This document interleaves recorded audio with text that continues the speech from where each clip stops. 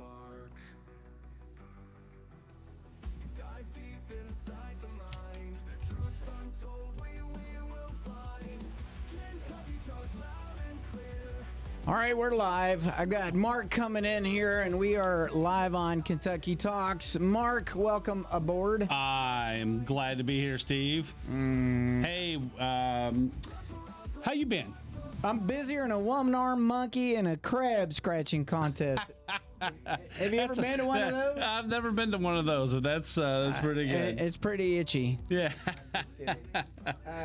I'm getting you picked up here on camera. I mean, we're awful, man. I mean, I'm horrible. Look at this guy. No, I you know what?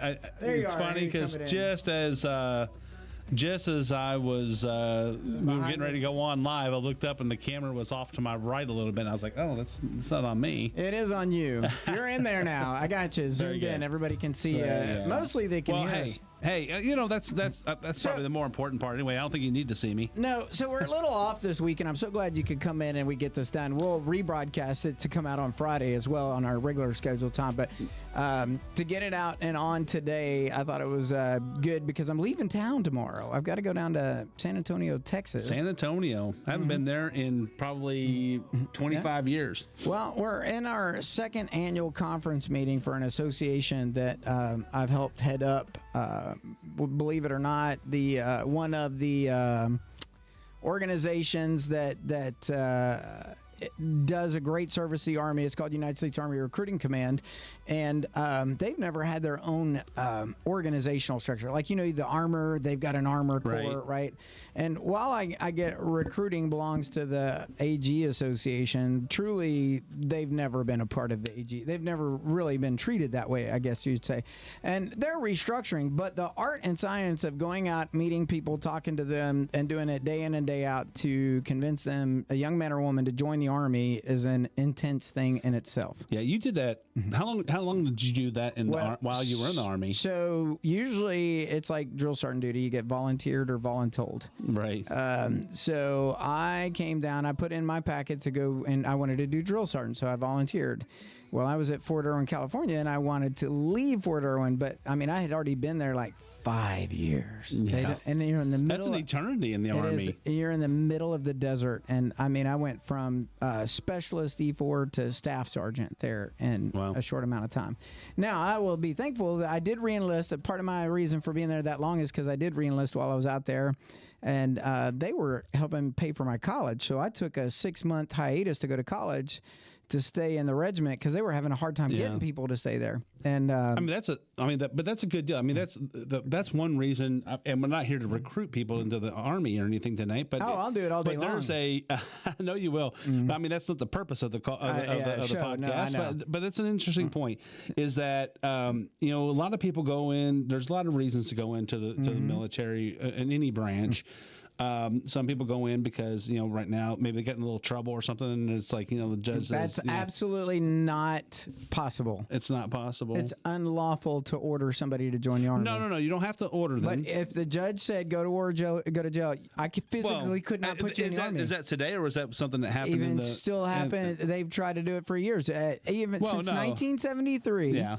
There are folks that have used that as their means to join, but I will tell you right now, it's unlawful to join the military under those types of directions. Well, right, because it's a full volunteer service. That's right. You're making. However, I mean, I'm saying that instance has probably happened. That a judge told a young kid, said, hey, you know, you need to get your life straight.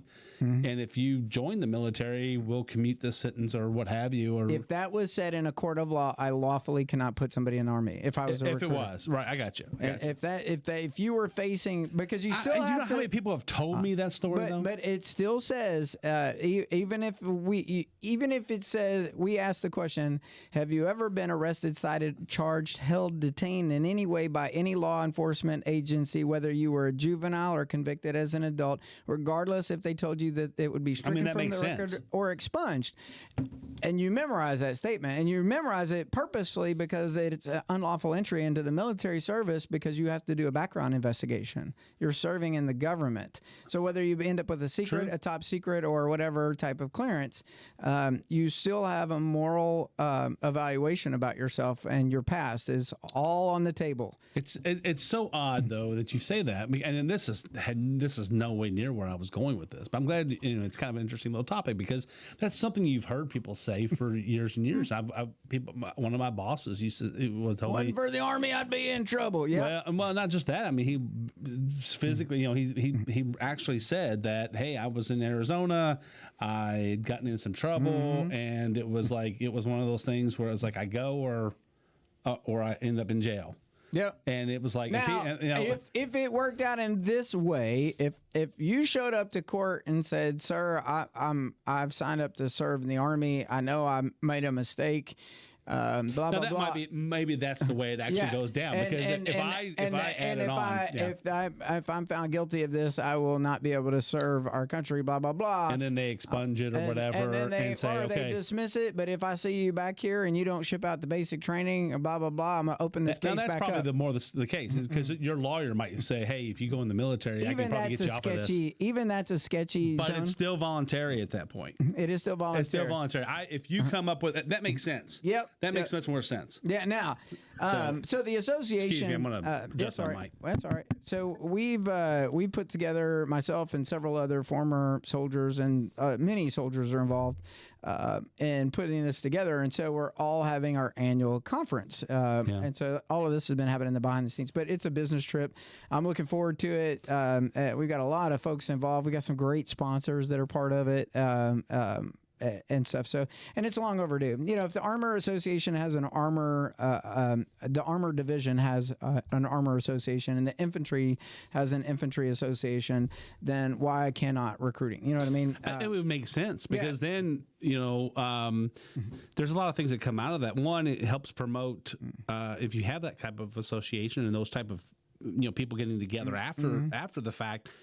That's another network. That's another thing that becomes a network for you as an individual, but it also incentivizes recruiting and people wanting to get into recruiting, because hey, now there's a little bit of an after market for you. So right? I've even had a conversation with Sergeant Major Monday. He is the USAREC Command Sergeant Major. Now it's a 3-star billet instead of a 2-star. But I actually met with him today, and the attitude of serving on a recruiting duty is changing across our Army. And it's I tell you what, we sell a lot of USAREC shirts and stuff out of the store. Good. Well, hopefully they're selling when you got the recruiters coming in. They still have a good butt. But anyway, it's interesting. When I came in recruiting, because I had submitted drill sergeant packet, well, they needed a recruiter. So guess what? The Department of Army, you're ready to move. Okay, well, we're going to send you.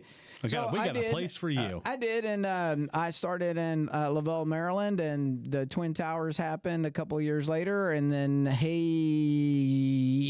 we don't need you to go yet. And so, 20-something years in recruiting command later, and of course, I climbed the ladder on that side. Not where I wanted to be in the Army, but you do 2 bags full and you follow your orders. That's right. I obey the orders of the officers, the President of the United States, and the orders of the officers who are appointed over me. I mean, this area, we've grown up with, soldiers coming and going. You get to know a lot of them out of Fort Knox. Yep. We have several in our church. It gets you get disappointed a little bit, because you've created relationships, and I know it's the same on both sides. You get used to a place, just like, man, this is where I really want to be. It's very hard to, and then you got to get up and go, because well, that's the job. That is the job. That's the job, and it's unfortunate. I mean, these are lifelong relationships. You hope. I'm not one that's ever been very good at keeping up with folks. I remember people forever. It's very hard to try to. I would almost correlate it to trying to be God and answer everybody's prayers, because you can only do so much. Your cup can only hold so much as a human being. That's right. We are not divine. And I will tell you, when your friendship list grows exponentially, even in social media, and you see somebody, they passed, or yeah. I mean, and it's hard we're to at that emotionally. age. Yeah, we're at that age now that starts to happen because now if you're dying, we have people who in our lives or from our past that are dying young, and that started. We were probably 40, early 40s when we first started having, such and such had a heart attack, and dude, it's tough. It's a tough thing because that's when you start looking at your own mortality. It's already bad enough that you don't heal as fast playing ball and stuff. Yeah. When you come out of your once you get into those mid to late 30s. That's right. Speaking of dying and faith, did you see about all the beheadings that have occurred over in the Congo? Religious persecution, Christian persecution is very much a thing still globally. I mean, 70 people were beheaded. They found 70 headless bodies. They removed their heads from their body. Yes, because of their religious beliefs. And that was in the Democratic Republic of the Congo. Yeah. And I saw that in another story on that. I saw that Kenya, and it was from an affiliated ISIS group. A group affiliated with ISIS. That's what I heard. The other thing about it is that again, back to our church, we support a lot of missionaries and stuff, and this can hit home really quick. Yeah, especially if we're sending some folks to Africa this summer. Well, yeah, and we do. We have a mission trip that's going right, and it's. Luckily, and the blessing is that our mission trip is in Kenya versus. But it's right there. It's really close. It's not far. And we've had mission trips in the past that have been canceled because of unrest in neighboring countries. So hopefully this doesn't spill over too much. But Kenya did. I did read that Kenya has asked their people, their government people who are visiting to come on home. Okay. Just to make sure they don't get caught. Yeah. Just to make sure they don't get caught up in it. There's nothing that says that they're being targeted or anything like that, but they want to make sure that their people are safe, and so they've asked them to kind of they put out an order. I think to come back and come back home. So, but that's and then we're dealing with their own. Situation here from all the flooding and things like that. Yeah, I said that I saw that they found a 23rd. I think 23 people in Kentucky have passed away from the flood. The latest one I think is a Callaway County man. What's his name? Samuel Wilson, I think is his name. Yeah, I think it's his name. And forgive me if I got that wrong, but I think he was 39 years old. Yeah, I mean that's. Too young. It's way too young. Yeah. But our hearts go out to his family, and it doesn't. You don't have to look far. I mean, when you're in Kentucky, families in Kentucky stretch out and splinter out into all. It's like a giant vine. Our families are all over the state, and so it doesn't take long for you to run into somebody who's probably related to them. And you talk about this because this is all happening in eastern Kentucky. Yeah, and I actually go back to recruiting. I actually covered that area from Charleston, West Virginia, had Ashland, Kentucky, all the way down to Pikeville, Kentucky, and right up to the border, dang near Bristol, Tennessee, and of course all that stretches now through that 119 corridor. But Logan, West Virginia, it's like the Hatfield McCoys down there for sure. Oh yeah, I mean that is Hatfield's McCoys, right? Yeah, but I'm just glad to see that the communities are pulling together to help out, and across they are getting some disaster relief from the state as well. So there's some I think the Kentucky. Was it the Kentucky Baptist Association or Kentucky Baptist Disaster Relief? Yeah, they're down there in Pikeville. They're asking for some help, some donations and things. They're providing showers and things. Yeah, and that's what's awesome about it is these different groups offer different things, so that they've kind of coordinated that over the years, so that. Samaritan's Purse comes in and they may be offering, shelters or food or what have you. And another group is coming in and they're doing waters, and another group's coming in and offering hygiene and stuff. One thing about Samuel Wilson, is that the name you're Samuel Wilson? I think that's what I said. Yeah, he's from Callaway County. Yeah. Thank you. I wanted to make sure we had that right. But he is, But it's awful. I mean, these things happen.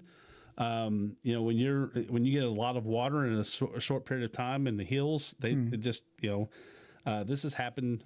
They make forever. hills over there, Mark. Them's mountains. Well, we call them hills in Kentucky. I don't know about anybody else, but our hills, Appalachia. That's Appalachia. But our hills in Kentucky or our mountains, we call them hills. So if you're from the hills, that's what we mean. But but the thing is that still Kentucky 39 is still too young. Yeah, 39 is too young. 23 is too many. To lose 23 people is just it's a shame. I watch a guy on YouTube named Ryan Hall. I don't want to give him a shameless plug, but he's a really good guy.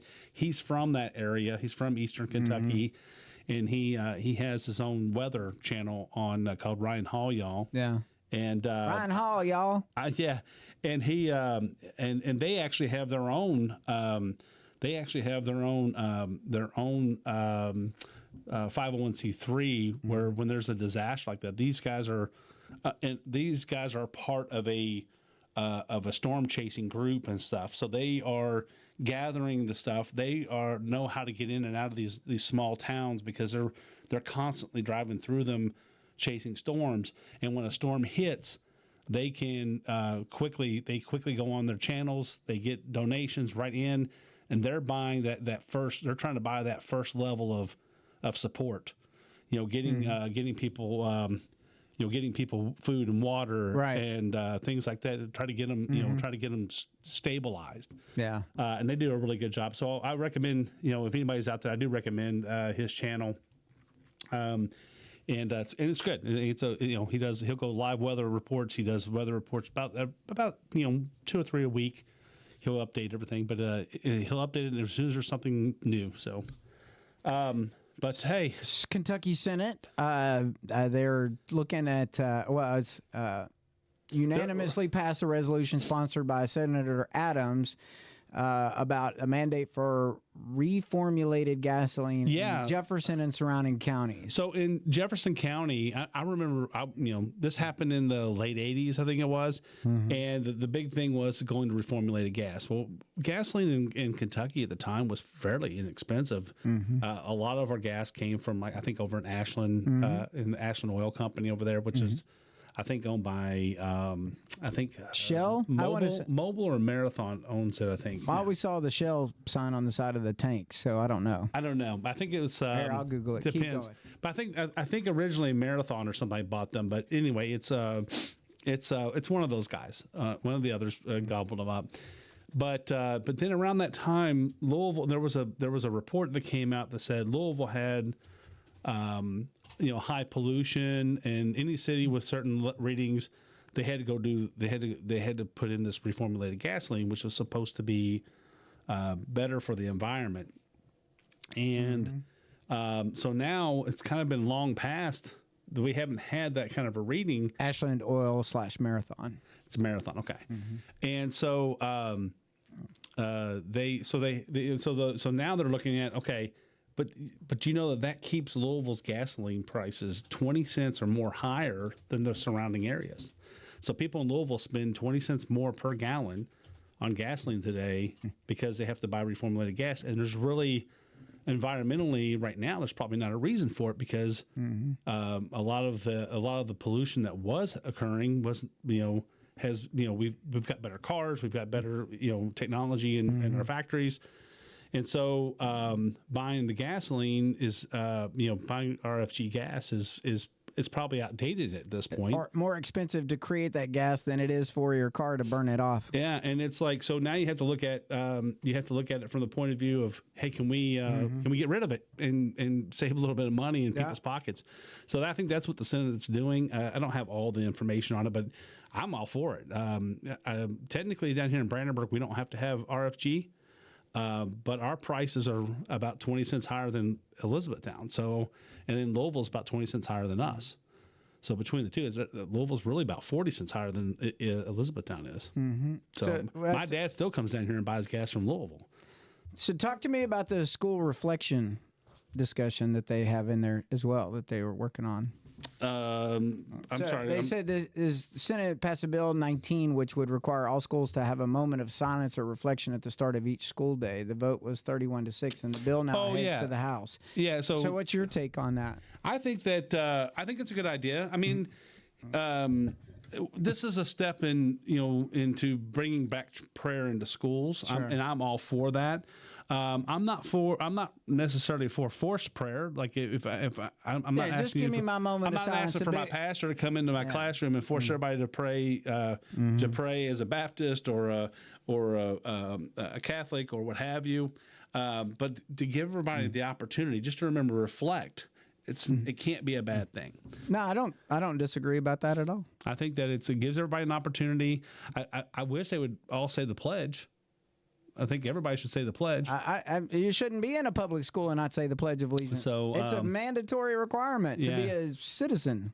And so it's a, but I think that if you give, I think it's 5 minutes or something like that. They're talking about giving 5 minutes or 4 minutes or whatever, a moment of silence. So if you say a prayer and you say the pledge, even if it's to yourself, I think it's a good thing.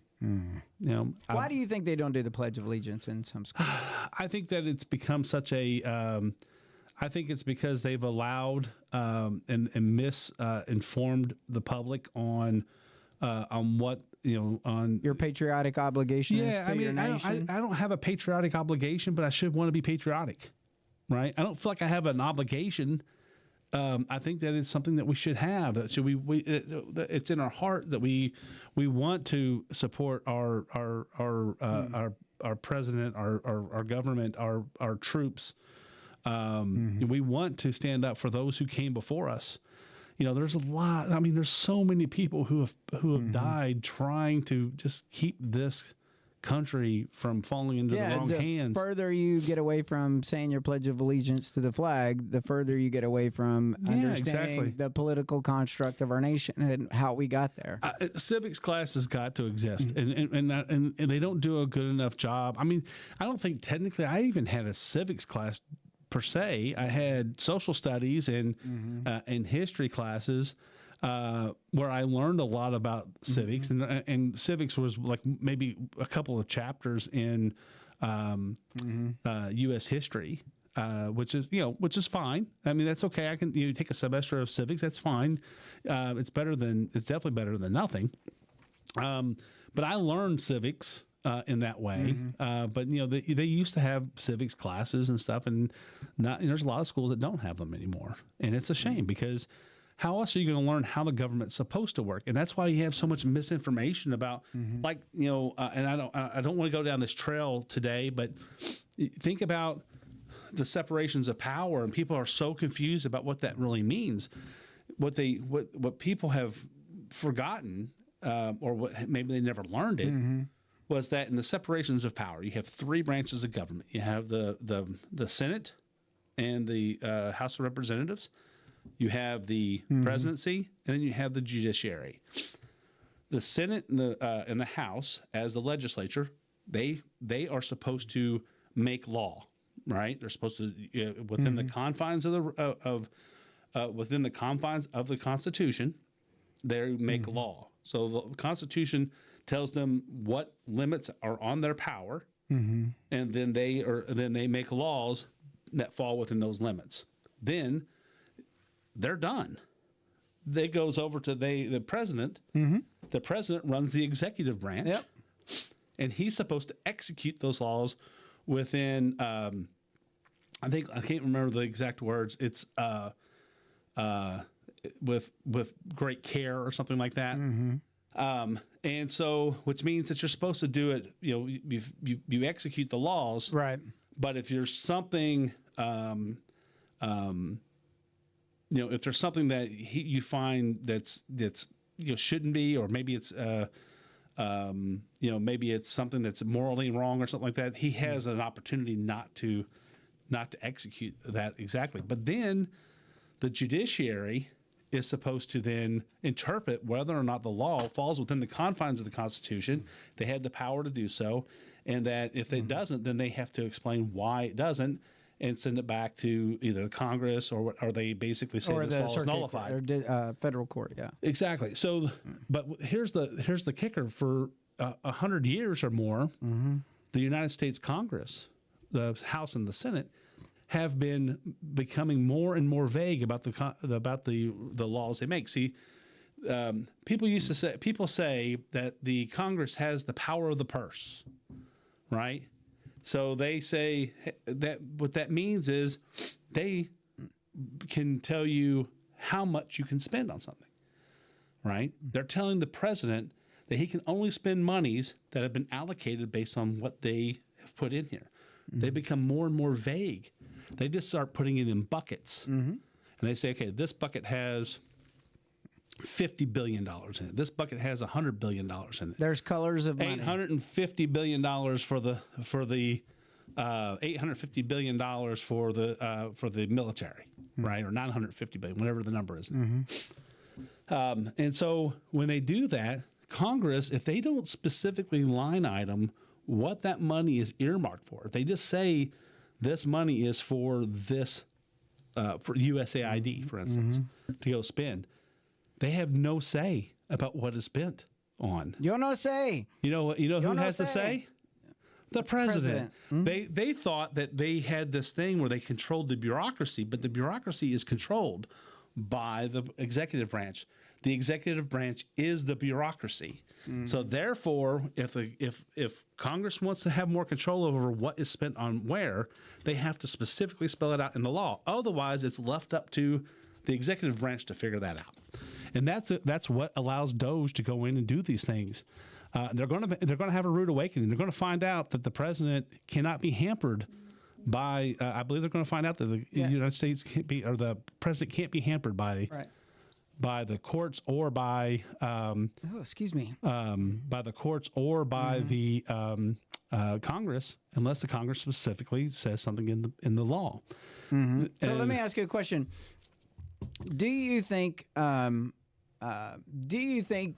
there was an article I read the other day? I was talking about that the Republicans won't prosecute and the Democrats are not going to prosecute because if there is corruption found, there may be strings that lead back to themselves.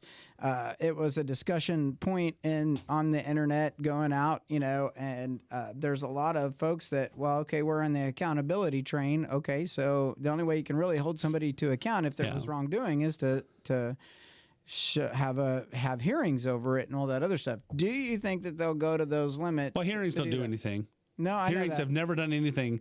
They've Congress has always had criminal hearings. charges for criminal charges for So that would be up again. That would be up to the president's to do that.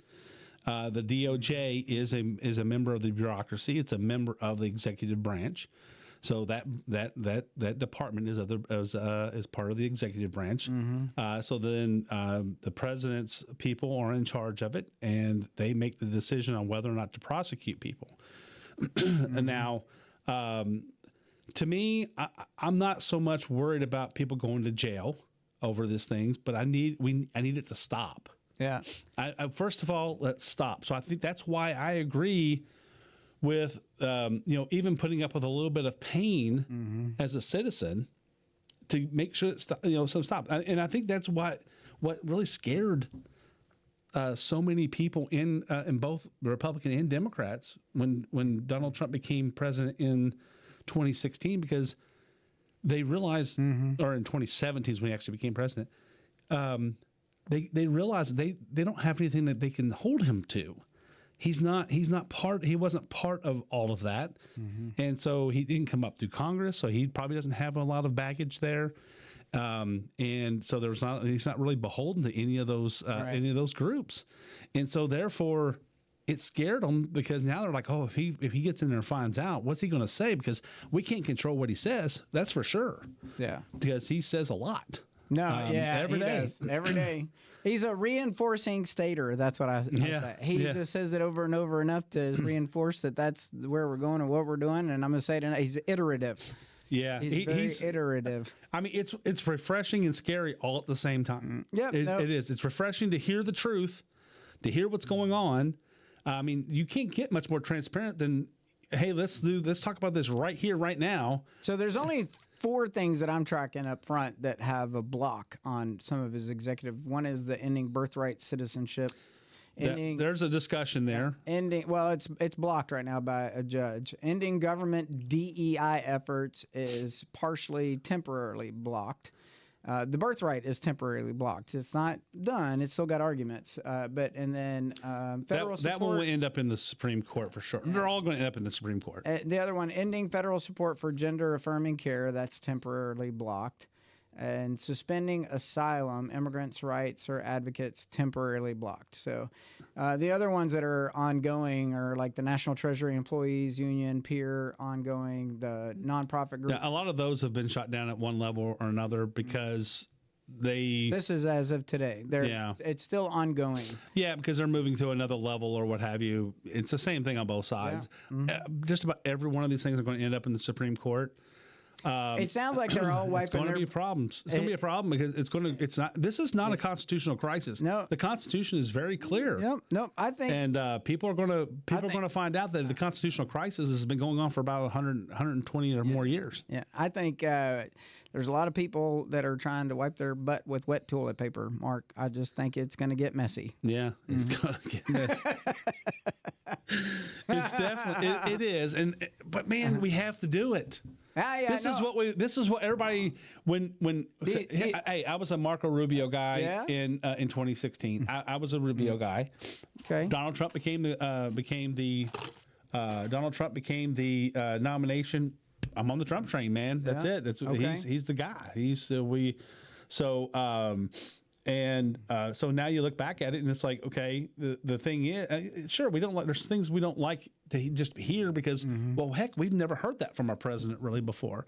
Reagan comes close. Reagan was pretty direct about a lot of things that he said, especially before he became president. But Trump is, Donald Trump is just President Trump is just he's an anomaly. I mean, you and him are on first name basis. He mentioned your name in the Oval Office, Mark Burnett. That's a good guy right there. Mark Burnett. That's a good guy. No, obviously that wasn't me, but that was funny though. I like that. Say Mark. I put that on my Facebook, and a lot of people. You know how many mean comments I got about that? And I'm like, oh guys, he mentioned my name, not me, but he mentioned my name. So why wouldn't you put that out there and just say that? I mean, if Joe Biden mentioned my name, unless it was in a bad way, I would have put my name up there. Was the negative comments just because you were affiliated with Trump, or was it negative like it was like because of they're all worried about Doge and they're talking about he's he had affairs on his wife and all this stuff, and I'm like. Okay, I get that, but none of those guys are perfect in that way, shape, or form. Joe Biden's son had sex with hookers and smoked cocaine and took your money while you weren't looking. Yeah, I mean, there's a lot of stuff. Anyway, I didn't want to. No, you're good. I didn't want to get into all that. So this show is not supposed to be about that. But I'm just saying it was how do you get picked on social media? It's like, whoa, you hypocrites. Yeah. But anyway, go ahead. Yeah, no, I get that, and so. But anyway, that is cool to hear the president of the United States say your name. Yeah, even though it's not, he wasn't speaking. People ask me, "Was that AI?" No, I'm like, no, it was real. It's real. There's a guy named Mark Burnett. Yeah, and it is very funny, and they're very good friends. The producer, because he's the one that produced The Apprentice. So he's so that's the connection, and so he's the special envoy to the United Kingdom. Daniel Cameron running for the Senate seat. Yeah, I mean that is We're still waiting to see who else is running in that seat. Have you seen any Democratic names pop up yet? I know the governor said there was a conversation that he was not planning. I think he's probably shooting for the presidential. He may very well be. Shooting for the presidential election. He's not looking very favorable there. I mean, some of the polling that I've seen. Here in the last couple of months is that he's one of the ones in the running for 2028, but he is not he's not in the top 4 or 5. He's going to be they said that they think that he's going to end up in maybe in the 5-6% range where he ends up. But I don't blame him for trying. I mean, he's considered one of the better Democratic candidates at this point. But he's not going to do a lot of the things that Kentuckians want him to do. That's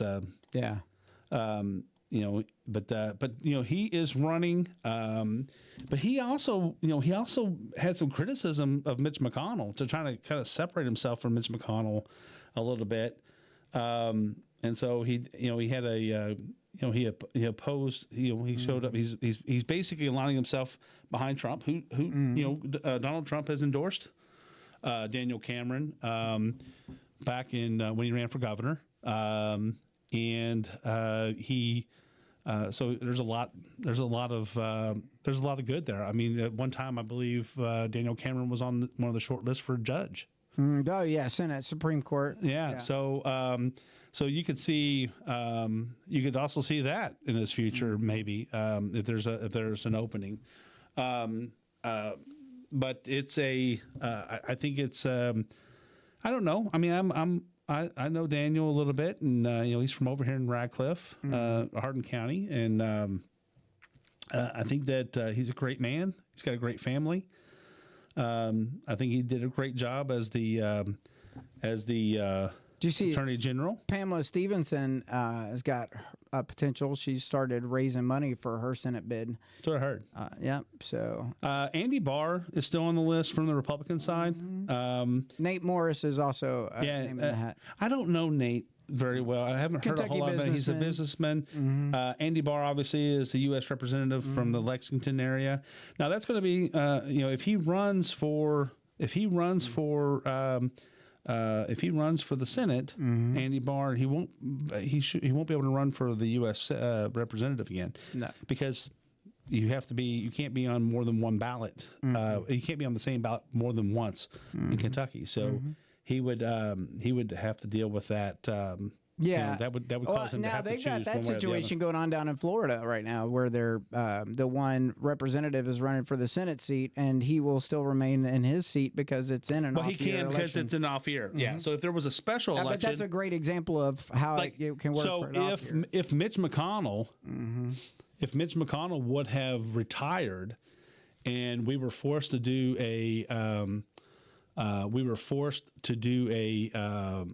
special election, then it would be possible for somebody to run in both. But because they'll be on the same election in 2026, there's almost no way to do it.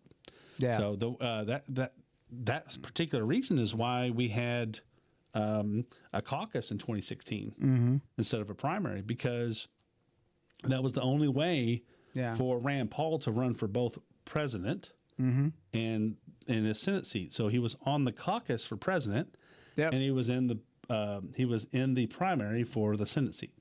So therefore, he was able to do both because he wasn't on the same ballot. Yeah. So there's ways around it for certain positions, but not for Senate.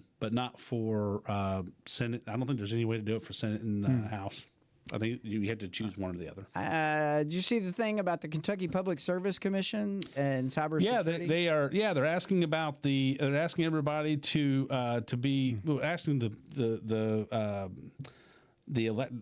utility companies to be on the alert for cyber attacks. So hopefully that's. I haven't talked to anybody over at RECC or what have you, but I think it'd be water, electric, all that stuff. It could be any of them. Cities that run their own water and municipal. Yeah, so any of them, they're looking for, they're asking everybody to really step up their cybersecurity, make sure that they're. I think there's some cybersecurity at Meade RECC because my electric bills have been through the roof. But stop using it. Well, I did, and it's still through the roof. No, it's a year. It's a month in arrears, so you got to stop for over a month before you see it. Oh, it's been off for 2 months. Well, I had. Kidding. Well, no. We had They've been ours particularly was the high. highest it's been in a long time. We have solar panels on the house. You can still, I think you can notice the increase from the school tax, and you can notice the increase from But it wasn't a huge. It wasn't as big as kilowatt hours. It was the kilowatt hours.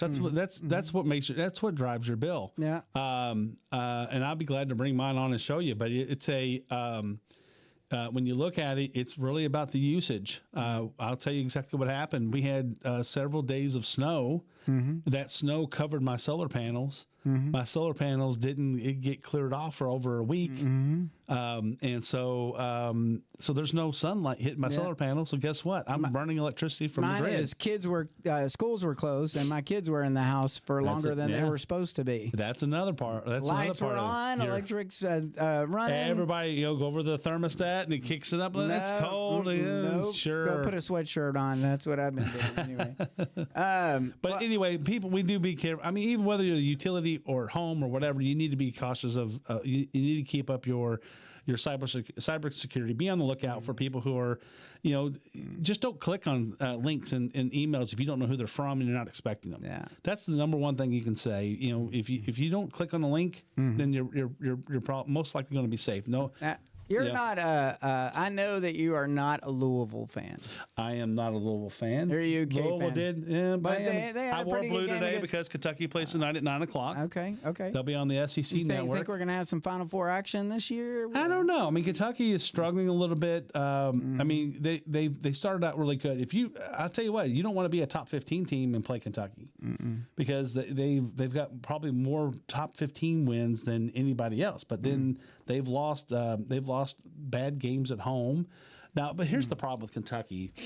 They have every time somebody's been put in as a point guard, at some point they're getting hurt.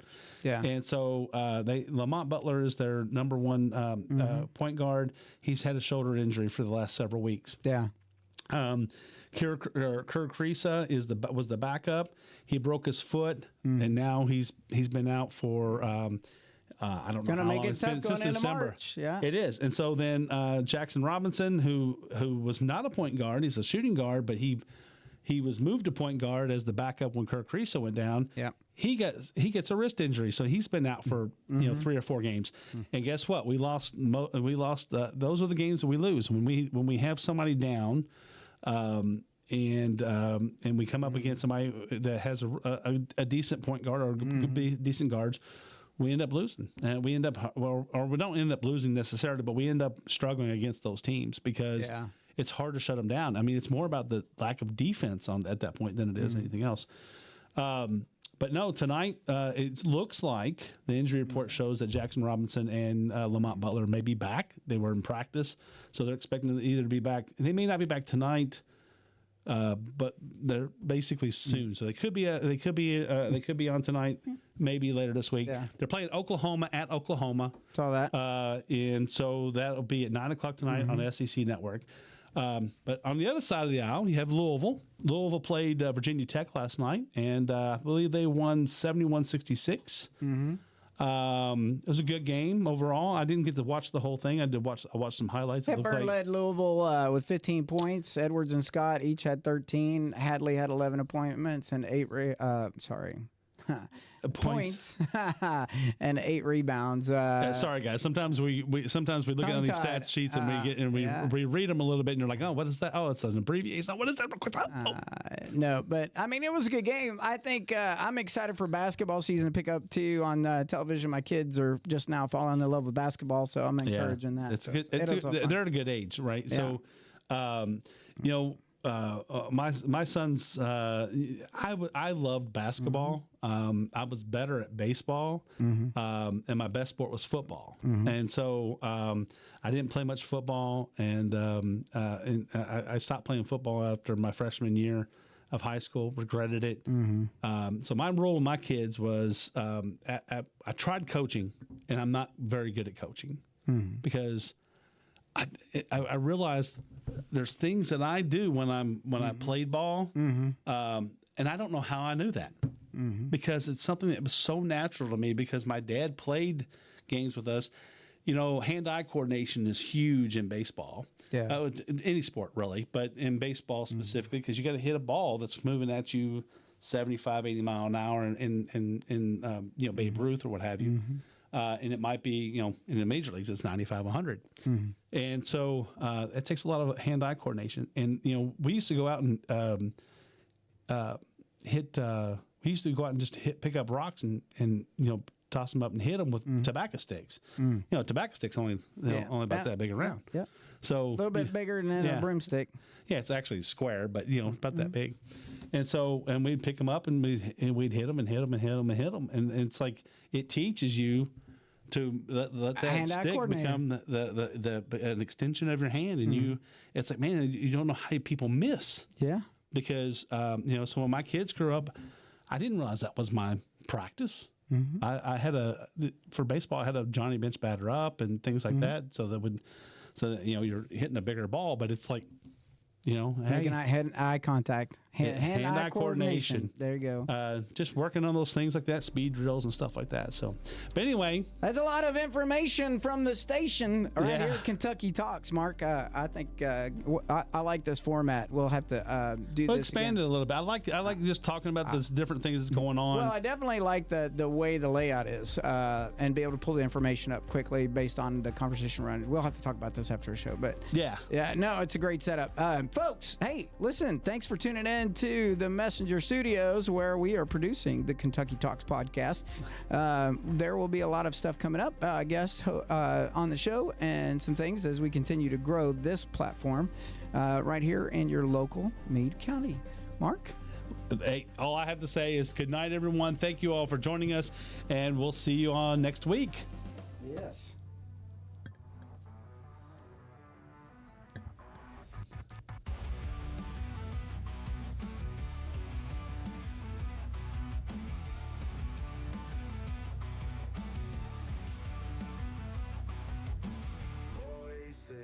Echo in the dark.